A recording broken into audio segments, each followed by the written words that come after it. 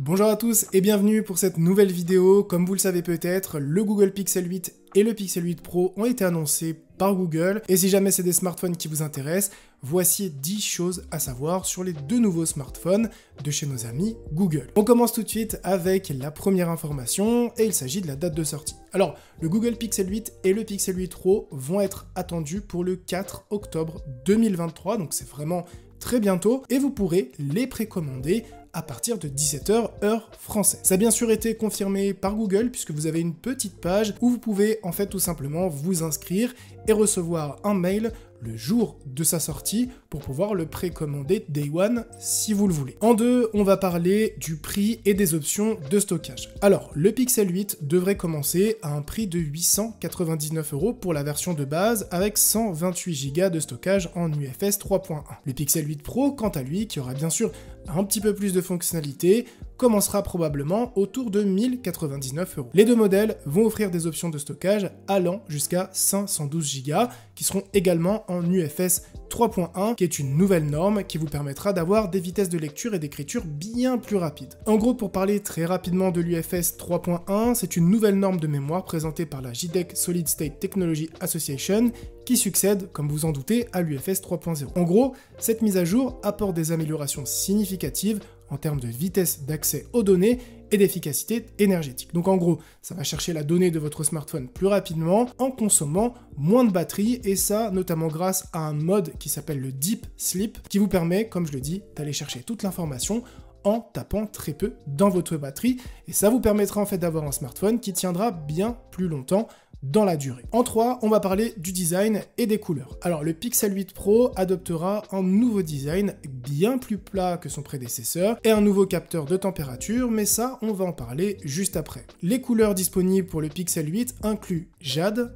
réglisse, brume et pivoine. Ne me demandez pas qui a choisi les noms, mais je trouve que c'est quand même plutôt stylé, tandis que pour le Pixel 8 Pro, ce sera disponible en jade, réglisse, porcelaine et ciel, sachant que potentiellement, il risque d'y avoir une couleur exclusive soit à la sortie, soit un peu plus tard dans l'année, ce qui vous permettrait d'avoir un téléphone un petit peu unique. En 4, on va parler des écrans et de l'affichage. Alors, le Pixel 8 Pro est attendu avec un écran OLED LTPO de 6.7 pouces qui vous offrira une résolution de 1440 par 3200 pixels, et un taux de rafraîchissement variable allant jusqu'à 120 Hz. Alors très rapidement sur le taux de rafraîchissement, plus vous avez un taux de rafraîchissement élevé et plus votre image sera fluide, et notamment pour toute la partie gaming. Alors 120 Hz c'est vraiment excellent, sachant que le Pixel 8 standard devrait avoir un écran OLED de 6.4 pouces, donc un écran un petit peu plus petit, avec une résolution moindre de 1080 par 2340 pixels et un taux de rafraîchissement fixe, cette fois de 90 Hz, ce qui reste vraiment excellent. Donc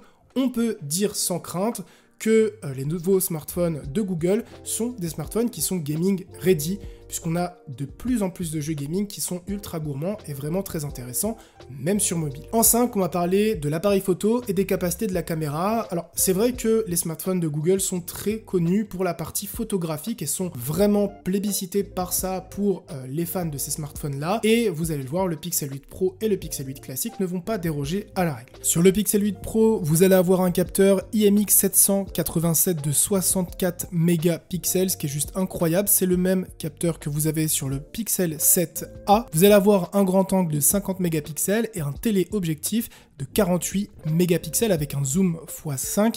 Donc on est vraiment ici sur un triple capteur pour le Pixel 8 Pro. Pour le Pixel 8 classique, vous allez avoir un ultra grand angle de 12 mégapixels et un grand angle de 50 mégapixels, ce qui fait largement le boulot. Alors, c'est juste excellent, mais la force de Google, c'est pas simplement toute la partie technique en fait qu'ils intègrent dans leur smartphone, c'est surtout la partie qu'on ne voit pas, la partie invisible, et notamment le traitement de l'image qui est excellent chez Google et qui vous permet d'avoir des shoots de qualité exceptionnelle. À noter que les deux modèles utilisent la technologie de pixel binding pour améliorer la qualité en basse lumière. Alors, intéressant d'expliquer rapidement qu'est-ce que le pixel binding.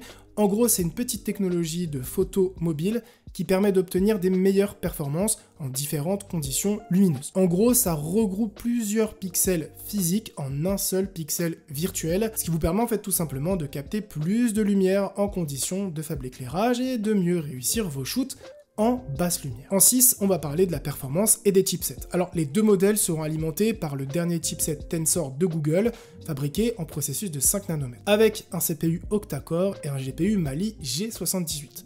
Ce chipset est optimisé pour des performances de pointe en intelligence artificielle, et ça c'est très important, et en apprentissage automatique, avec un NPU dédié pour des tâches spécifiques. Alors pourquoi c'est très important? Parce que au début de la vidéo, je vous parlais de l'intelligence artificielle, et clairement, Google ne cache pas qu'elle a pris le virage de l'intelligence artificielle, puisque si on revient sur la page où vous pouvez mettre votre mail, que je vous ai présenté au début, peu d'infos, mais ça se termine avec « Que pouvez-vous faire avec un téléphone optimisé par l'IA de Google ?» Donc clairement, ils prennent le virage intelligence artificielle, je trouve que c'est une très bonne idée et c'est très malin de leur part.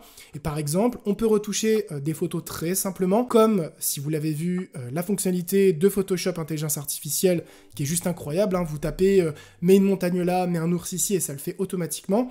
Donc j'imagine qu'avec les smartphones de Google, on aura potentiellement ça en natif et je trouve que c'est très stylé. Et on peut aussi par exemple retirer le flou d'une photo directement avec l'intelligence artificielle et ça aussi c'est très stylé. C'est un bon move de Google et rien que pour ça, j'aimerais bien tester ces nouveaux smartphones. On parle ensuite de la batterie et de l'autonomie. Alors le Pixel 8 Pro est attendu avec une batterie de 5000 mAh, tandis que le Pixel 8 standard devrait avoir une batterie de 4500. Alors les deux modèles supporteront la charge rapide de 30 watts et la charge sans fil de 15 watts, ainsi que la charge inversée. En partie 8, on va parler du système d'exploitation et des mises à jour. Alors le Pixel 8 et le Pixel 8 Pro seront les premiers smartphones à être équipé d'Android 14 en livraison, qui apportera des améliorations significatives en matière de sécurité, grâce à des fonctionnalités comme le sandboxing amélioré et le chiffrement de bout en bout pour les messages. Vous avez aussi l'amélioration de la durée de vie de la batterie, la suppression des bloatware, la mise à jour indépendante du menu de partage et une nouvelle API, enfin bref, pas mal de choses qui vont vous permettre en fait d'avoir un smartphone bien plus rapide et surtout bien plus malin pour utiliser l'intelligence artificielle. En 9, on va parler de quelques fonctionnalités exclusives, comme je l'ai teasé au début,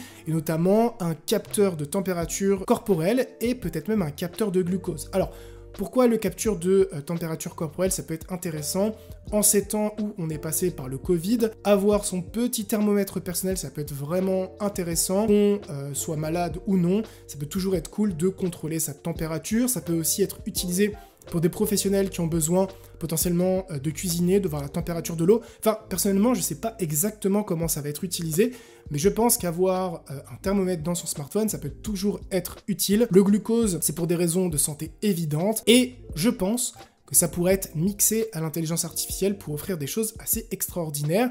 On a même un mode de traduction en temps réel qui nous a été confirmé sur la petite page encore. C'est une petite page, mais il y a beaucoup d'informations très intéressantes dessus qui nous teasent sur les nouveaux smartphones de Google. Et enfin, la petite surprise, c'est que si vous ne l'avez pas vu, Google a sorti le trailer des deux smartphones. Alors c'est un trailer d'1 minute.